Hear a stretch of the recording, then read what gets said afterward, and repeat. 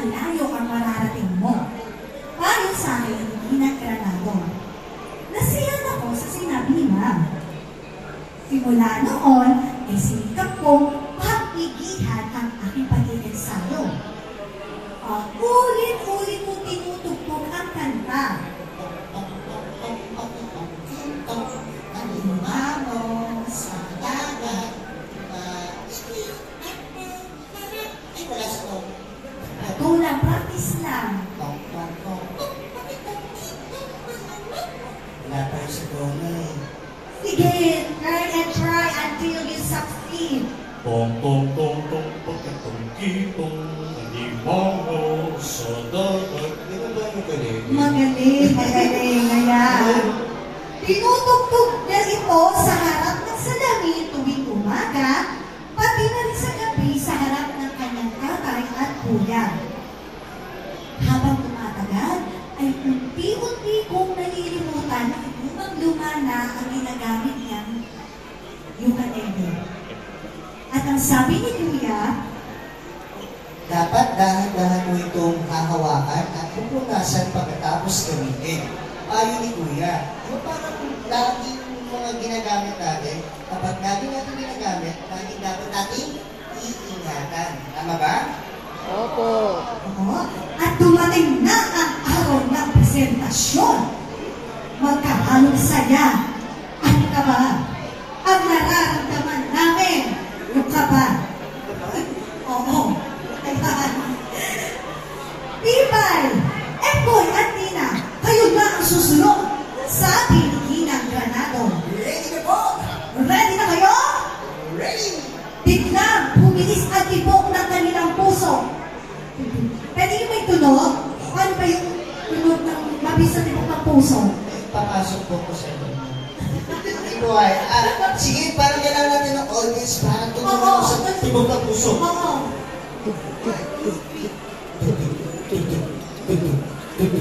At syempre, ang lagi natin tinatanong sa ating sarili kapag tayo yung may ganyang feeling, di ba? Bakit hindi nararamdaman mo? Pero ang sabi, Ay, nako, kaya ko to, kaya ko to, kaya ko to. Tama ka 3 beses. Kaya ko to, kaya ko to, kaya ko to. kayo ba mga bata, kapag kinakabahan kayo minsan, tapos pag gusto niyong gawin isang bagay, sinasabi niyo rin kayo, kaya ko ito, kaya ko ito, kaya ko ito? Opo. Sige nga, try nga, gusto mo marinig? I can't do English mo. it. Tagalog. Sige na, kaya ko to, kaya ko to. Kaya ko to. Magaling! At sinimulan na nila ang pagtugtog. Tong tong tong tong pakitong kitong alimango sa dagat. Malaki at masarap.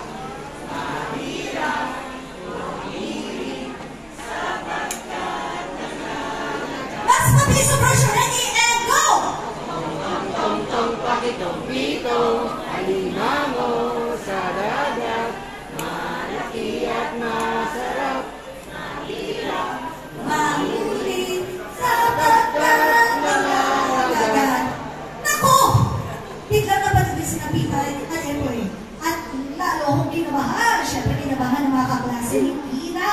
Ang ganda naman kasi ang tulog ng ukulele kanina. Narinig tong tong tong. Talagang kabisado talaga. Oo, ni Tina. Pero nakalimutan daw nila, Pipay at Emoy, kinabahan sila. At noong kwetas na pag-uong na lang, parang pumakan yung tunog. Pero ang sabi, ni Pipay, isa sa mga klase ni Tina, Ako kasi po, kaya po mami, hindi po talaga ako nakapag-ensayo eh. sa kabila ng lahat, pinagpatuloy pa rin ni Tina ang pagtutugtog. Lahat ay nagpalakpakan kasi syempre kahit nagkamali na yung isa sa mga klase, the show must go on, di ba? Okay. Ano ka naman yun? Paano pa ka naman? Bigyan natin ng confidence. Okay. One more. Pero yung yung kanta, yung sweet. Kasi yan. Alam niyo po ba yun, mga bata? Ano mga bata yun? Si Alibaba. Ready, go! 1, 2, 3, go! Siksi-siksi, alibang-bang, sa labing to, sa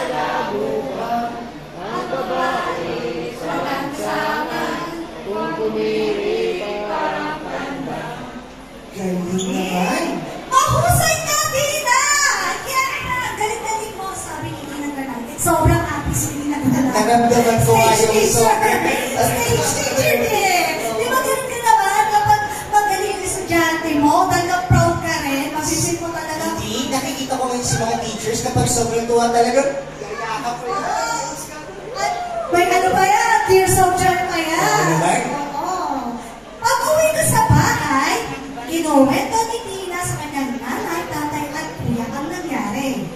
Now, simula noon, ang aking mga kaklase ay nagpaturo na sa akin habang gamit ko ang aking pinagmamalaking lumang ukulele.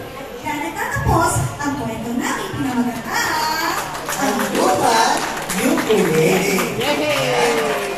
Ako, sobrang maraming salamat sa pag-interact nyo with us. Ngayon ko lang pong nalaman ang ukulele, ganun na ang tunog. May sit-sit-sit. Ganun pa na yung tunog ng bagong ukulele. Di ba yung ganun na? Pero dahil po sa ginawa namin kanina, sa interactive storytelling techniques namin, so kung may tatanong po muna kasi, let's do a little bit of processing. Ano yung mga nakuha ninyo mga techniques kung paano namin i-deliver ang pagkukwento?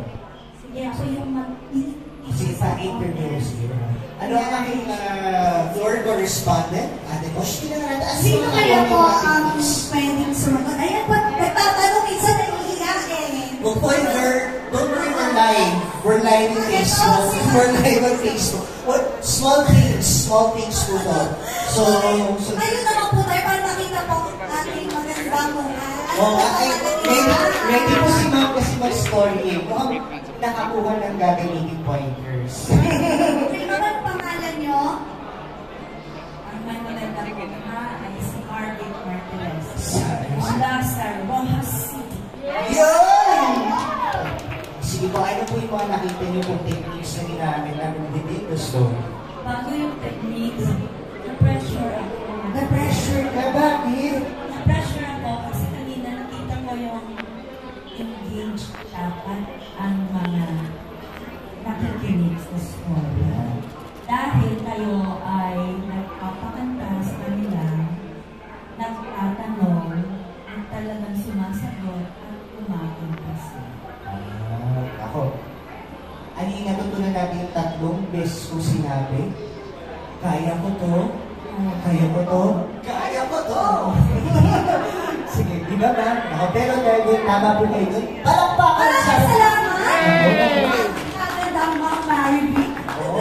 Yet, talagang kailangan nandun yung title. So, pag nag-introduce ka mamaya, pwede ako po yung teacher na may kagandahang dala at may kagandahang libro. Oo, di ba? May gano'n na. So, pwede natin gamitin yung mga katulad ng mga simple questions, recall questions. We have chorus responses. You can inject that. You can also make them sing the songs that you intend them to sing. So, we have, of course, yung mga songs na pinili namin. Wala din sa aklat. Pero inisip namin, may musika. Pero syempre, kung may music, mag-isip na tayo ng subject na pwede natin i-integrate. So that's something that you can also place in the story. You're not limited with just the text. Let them also explore their imagination and also tie it up with your subject that you're teaching. Saka important po yan yung connection talaga. Kasi di ba? So, kung napapansin nyo naman, hindi naman po tayo kasi talaga sa isang, ano, di ba? Hindi ko classmate ko si Pero, ma'am. pinili namin na dapat kaklase ko to. Kasi internalize namin na dapat magkata, same section tayo. No, I feel that I'm really with her. Like, here, there we go. Yes. So, connection po, syempre nung umpisa, di ba, parang doon pa lang sa simple na greeting na magandang araw, doon natin malalaman kung engaging ba itong audience natin, or kailangan pa natin i-build up yung energy nila para mas lalo sila makipag-interact. So, yun yung isa pa sa natin na maaari ko yung place na And last but not, certainly not the least, okay, ito very important.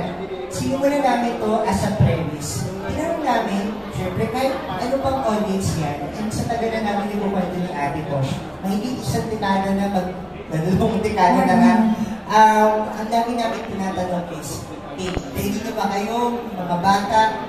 Kahit sino pa, na tayo nagdaan sa pagkabata. Iparamdam natin yung yung childlike in any storytelling session. Back in the days, nag-virtual storytelling session ako, para sabi ko, the magic was never gone. It's because every time that a person will read a book with any medium or channel, once upon a time, you were also a kid. So set that premise and set that tone to also be childlike, showing them and emulating the actions, because that's the genuine kind of empathy that you can share in every story that you tell. Ako, ang experience ko naman, since naging storyteller ako, yung talagang sa bahay, di ba, yung hindi pa uso yung mga gadgets. Siyempre, si tatay or si nanay, magkukwento na yung mga alaman ng pinya, alaman ng pakwan. Feeling ko, very important pa rin nowadays na hindi pa rin tayo magsastam na may chat pa rin tayo sa ating mga anak o sa mga apo natin, sa mga pamangkin natin, na parang may time pa rin na magkaroon tayo ng oras na makipagkwentuhan. Kasi ako, na-inspire ako maging storyteller because of my tita, dahil yung tita ko, pastora po siya. And every time na umuwi siya sa bahay namin, nagkukwento ng Bible story. So, very engaging yung tita ko. Kaya, nung naisip ko, ayun galing nga, sana someday maging ganun din ako. So, now, sa tuloy po ako storyteller, kagaya ng tita ko. And Congrats! So from here, I hope that you've gotten a lot of tips on how we've done it.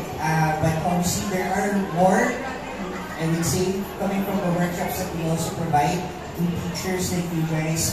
But ito lang po, you have the objective, you have the heart, just deliver. Yun lang po, at maraming salamat. Wait lang, kaya Rich, para siyempre, dahil bilhin sila sa workshop, at sinabi natin techniques. Like and follow our Facebook page, Pinoy Storyteller. So sa mga gusto pong magpa-workshop or what, pwede nyo po kami i-message doon. Or kung gusto nyo pong pili ng tips, nabibig po kami. Alam na yung page namin na. Alright. Sige, maraming salamat po. At hanggang